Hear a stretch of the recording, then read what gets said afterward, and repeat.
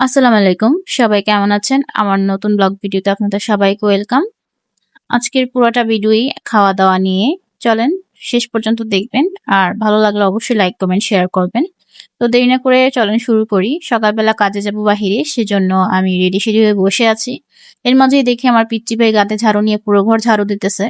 তো আমরা বের হয়ে গেলাম। বের হয়ে আমাদের হাফ কাজ শেষ করে আম খিদা লাগছে তাই একটা হোটেলে ঢুকলাম। ঢুকে পোলাও আর রোস্ট খেলাম।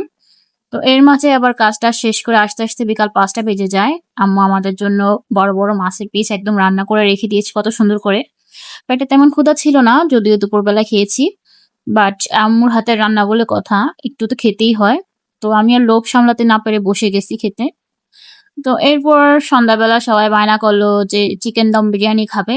তো আমি চিকেন আম্মু আগে থেকে মেরিনেট করে রাখছিল মশলাপাতি দিয়ে, যেন আমার কষ্ট কম হয়। কারণ আমি যেহেতু কাজ সেরে দেরিতে আসবো বাসায়, সেই জন্য আম্মু সব রেডি সেডি করে রাখছে। দেখেন কি অবস্থা, রান্নাঘরে মেসাকার অবস্থা হয়েছিল। রান্না সান্না করে আস্তে আস্তে প্রায় ৮টা বেজে গেছে। তো এখন রান্না শেষ। আমি পুরোটা বিরিয়ানি এখন নাড়া দিয়ে দিব। বিরিয়ানির কালারটা দেখেন কত সুন্দর আসছে। মোবাইলে তেমন মনে হয় বোঝা যাচ্ছে না। আমি চাইছিলাম যে উপরে যেন একটু লাল লাল কালার আসে, বাট আমাদের জর্দার রংটা একদমই ভালো ছিল না, যার কারণে এটা হলদে কালার হয়ে গেছে। আম্মু বলে যে কালারে কি আসে যায়, খাবারটা অনেক মজা হয়েছে। আমার কাছে অনেক ভালো লাগছে। আম্মু সাধারণত বিরিয়ানি এত বেশি খায় না, বাট আমার হাতের বিরিয়ানি হলে খায় মোটামুটি। আর ওদিন একটু বেশি খাইছিল, সাথে আমি কাবাবও করছিলাম। কাবাবের চেহারাটা যদিও তেমন একটা ভালো হয় নাই, বাট চেষ্টায় কোনো কমতি ছিল না। তো এখানে বিরিয়ানিটা নাড়াচাড়া দিয়ে দিচ্ছি। এটা হলো সব থেকে স্যাটিসফাইং জায়গা। বিরিয়ানি একদম রান্না টান্না করে তারপর এভাবে নাড়াচাড়া দিয়ে উঠায় নামায় দেওয়াটা আমার কাছে খুবই ভালো লাগে। তো এখানে বিরিয়ানিটা আমি উঠায় নামাই দিচ্ছি। এমনিতে আমার ভাই না বলা পর্যন্ত, তাও কি ১০ বার বললে একবার করে, না বলা পর্যন্ত কখনোই কোনো কাজ নিজে থেকে করে না। বাট যখন বিরিয়ানি রান্না করছি তার তো হাব ভাবই চেঞ্জ। সে নিজে থেকেই সবকিছু রেডি করে দিচ্ছে, সাজিয়ে দিচ্ছে। দেখেন টেবিলটা কত সুন্দর করে সাজাইছে।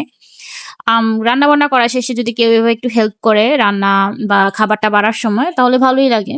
তো আমি তো সবারটা বেড়ে টেড়ে দিয়ে নিজেরটা বেড়ে নিয়ে বসছি, এখন খাবো। সালাদ না হলে বিরিয়ানির সাথে আমার ভালোই লাগে না। বাট চিকেনটা বেশি হওয়ার কারণে কাবাবটা তেমন খেতে পারি নাই। চিকেন দিয়েই খাওয়া হয়েছে বেশিরভাগ। তাও একটা কাবাব নিছি, দেখি খেতে পারি কিনা। কাবাবটা আমার কাছে অনেক ভালো লাগছে। একটু চিনি দিছি কাবাবে, যেন একটু মিষ্টি মিষ্টি ফ্লেভার আসে, কারণ বিরিয়ানিটা অনেক ঝাল ছিল।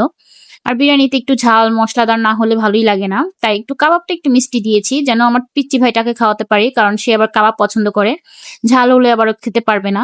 তো এখানে আমি আরাম করে বসে গিয়েছি খাওয়ার জন্য। ইস, আপনারা যদি একটু খেয়ে দেখতেন, এত মজা হয়েছে, এত মজা হয়েছে, মানে আমার লাইফের সব থেকে বেস্ট দম বিরিয়ানি। ওই দিন আমি 3rd বারের মতো রান্না করছি।